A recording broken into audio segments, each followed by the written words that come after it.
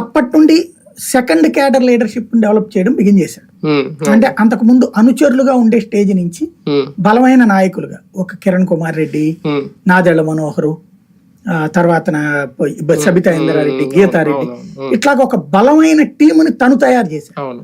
ఆ టీం తయారు చేయడం అన్నటువంటిది రాజశేఖర రెడ్డితో సాధ్యమైంది. తెలుగుదేశం ముందు అసలు కాంగ్రెస్ పరిస్థితి ఏంటి అన్నటువంటి దశ నుండి తెలుగుదేశానికి చెక్ పెట్టగలిగినటువంటి స్టేజ్ కాంగ్రెస్ ని తీసుకెళ్లగలిగాడు అతను. అంటే కాంగ్రెస్ వల్ల వీళ్ళకి బ్రాండ్ ఇమేజ్లు వచ్చినాయి, కానీ ఇప్పుడు మీరు చెప్పిన సబితా రెడ్డి వీళ్ళ వల్ల అయితే కాంగ్రెస్ కి ఏం రాలేదు, ఏం లేదు అప్పటి వరకు.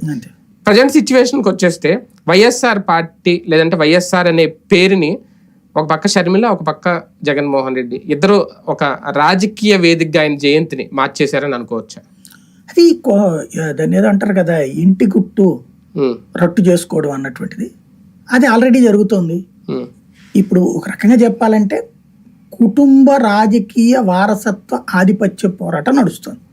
అది కాంగ్రెస్ అనే ఒక జెండాని వెనక పెట్టుకుని నడుపుతున్నారు. షర్మిల కాంగ్రెస్ జెండాను పెట్టుకుంది, వైఎస్ఆర్ కాంగ్రెస్ పార్టీ సొంత జెండా. బేసిక్ గా ఒకటేమైందంటే కాంగ్రెస్ తో ఆ రోజున తనను ముఖ్యమంత్రి చేయలేదన్న కోపంతో బయటకు వచ్చినటువంటి జగన్మోహన్ పార్టీ పెట్టుకున్నారు. అక్కడ కాంగ్రెస్ ముఖ్యమంత్రిని చేయలేదన్న కోపం ఒక ఎత్తు, తనని శాసించుతా ఉంది అది.